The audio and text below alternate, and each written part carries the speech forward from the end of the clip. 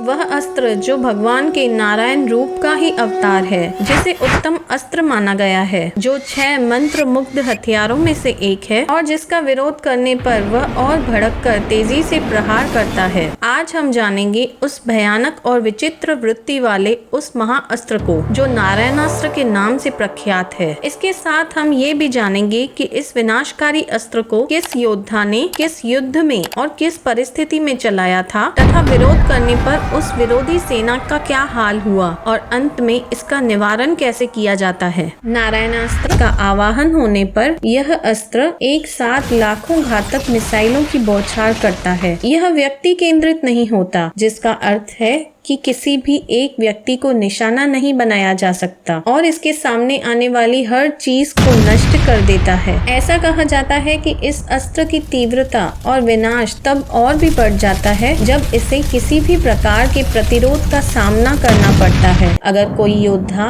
इसके विरोध में अस्त्र चलाने का प्रयास करता है तो यह सामान्य से भी अधिक विनाश करता है। इसीलिए नारायणास्त्र से बचाव का एकमात्र तरीका यही है कि लक्ष्य तक पहुंचने से पहले ही योद्धा को इसके प्रति पूर्ण समर्पण कर देना चाहिए, जिससे कि वह रुक जाए और अपने लक्ष्य को छोड़ दे। यह भी कहा जाता है कि इसका उपयोग युद्ध में केवल एक ही बार किया जा सकता है। यदि कोई इसे 2 बार प्रयोग करने की कोशिश करे तो यह अस्त्र शत्रु सेना को छोड़कर उसकी अपनी सेना को नष्ट कर देता है। ग्रंथों में नारायणास्त्र के उपयोग के 2 मुख्य वर्णन आते हैं, एक कुरुक्षेत्र में और दूसरा लक्ष्मण मेघनाद के अंतिम युद्ध में। आइए जानते हैं विस्तार से। कुरुक्षेत्र युद्ध में 15वें दिन द्रोण ने कई पांडव सैनिकों का संहार कर डाला और राजा विराट तथा राजा द्रुपद को भी मार डाला। द्रोण और उनके पुत्र अश्वत्थामा ने उस दिन पूरी पांडव सेना पर कहर बरपाया था। यह जानते हुए कि उस दिन सशस्त्र द्रोण और उनके पुत्र अश्वत्थामा को हराना असंभव होगा, भगवान श्री कृष्ण ने पांडवों को अपने शिक्षक को निहत्था करने की एक योजना सुझाई। उनका विचार था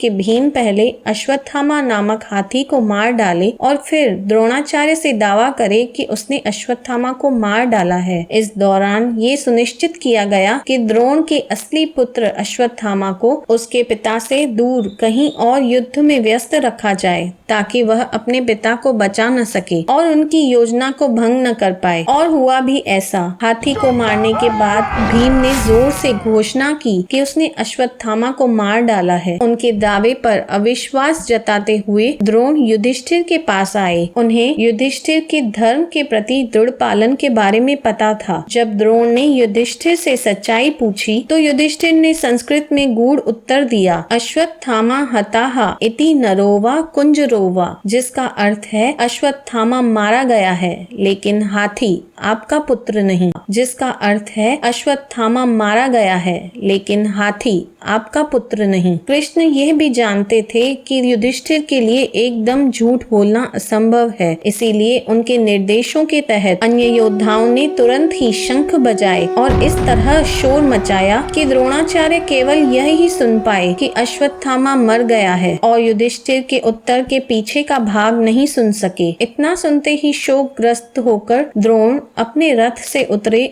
और अपने हथियार डाल दिए और अपने बेटे की आत्मा को खोजने के लिए ध्यान में जमीन पर बैठ गए। पांडव इस अवसर का उपयोग उन्हें बंदी बनाने के लिए करना चाहते थे, लेकिन अपने पिता और कई पांचाल योद्धाओं की मृत्यु से क्रोधित होकर धृष्टद्युम्न ने इस अवसर का लाभ उठाया और युद्ध के नियमों का घोर उल्लंघन करते हुए उनका सिर काट डाला। कृष्ण ने अभिमन्यु की हत्या में द्रोण की भूमिका की ओर इशारा करते हुए इस कृत्य को उचित ही ठहराया। वहीं जब अश्वत्थामा को अपने पिता के इस निर्मम और कपटपूर्ण वध का समाचार मिला तो वह क्रोधित हो गया और उसने नारायणास्त्र का आवाहन करके उस शक्ति को पांडव सेना पर चला दिया। अश्वत्थामा द्वारा पांडवों और पांचालों की सेना पर नारायणास्त्र छोड़े जाने पर 11 रुद्र पांडवों को नष्ट करने के लिए आकाश में प्रकट हुए। चक्र, गदा और अत्यंत तीखे बाणों जैसे लाखों हथियार प्रकट हुए और उन्हें नष्ट करने के लिए आगे बढ़े। आसमान से आग के गोले बरसने लगे और पांडव सेना का विनाश करने लगे। पांडवों ने अपने सामर्थ्य अनुसार उसका विरोध किया, पर जैसे जैसे वे विरोध का एक बाण छोड़ते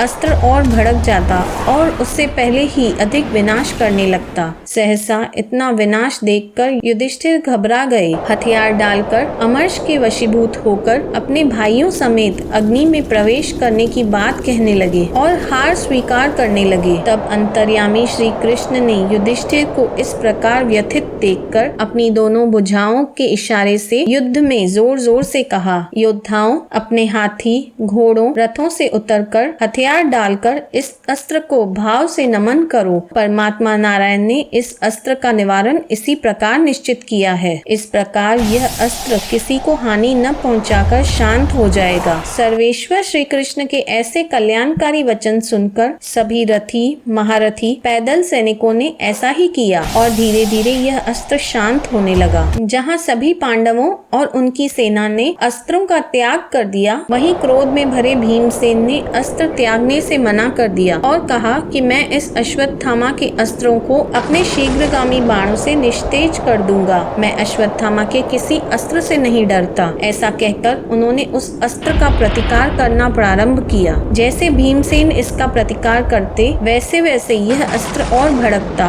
और अधिक शक्ति से वार करता। इस तरह भीमसेन पूरी तरह से अस्त्र की चपेट में आ गए। तब अर्जुन और श्री कृष्ण ने बलपूर्वक भीमसेन से अस्त्र शस्त्र खींचकर भूमि पर रखवा दिए और उन्हें रथ से खींचकर नीचे उतार दिया और धरती पर ला खड़ा कर दिया। भीमसेन के अस्त्र शस्त्रों और रथ से विहीन होने के कारण वह भयंकर अस्त्र शांत होकर लौट गया। तब दुर्योधन ने अश्वत्थामा से इस अस्त्र का पुनः आवाहन करने को कहा, जिस पर अश्वत्थामा ने बताया कि अगर ऐसा किया गया तो यह पांडवों की बजाय कौरवों का ही विनाश कर देगा। तो इस तरह श्री कृष्ण द्वारा नारायणास्त्र की विधि बतलाने से पांडव सेना बच गई और नारायणास्त्र अपने धाम को लौट गया। दूसरा प्रसंग हमें लक्ष्मण मेघनाद के अंतिम युद्ध में मिलता है, जिसमें कि इस अस्त्र का आवाहन मेघनाद द्वारा किया गया था, पर क्योंकि लक्ष्मण शेष का अवतार थे और उन्होंने नारायणास्त्र को पहचान कर पहले ही अस्त्र शस्त्र डालकर उसे आदर पूर्वक नमन किया था, इसीलिए नारायणास्त्र लक्ष्मण की प्रदक्षिणा कर वापस लौट गया था। भगवत पुराण के 11वें अध्याय में महात्मा ध्रुव ने यक्षों के क्षेत्र अलका पर आक्रमण के दौरान भी इस अस्त्र का प्रयोग किया था, ऐसा वर्णन आता है। इसके अलावा प्रद्युम्न पुत्र अनिरुद्ध को बाणासुर से बचाने के लिए श्री कृष्ण ने शिव पर नारायणास्त्र चलाया। तो हमारे सनातन इतिहास की ओट लेकर हमने इन सभी प्रसंगों को आपके सामने रखा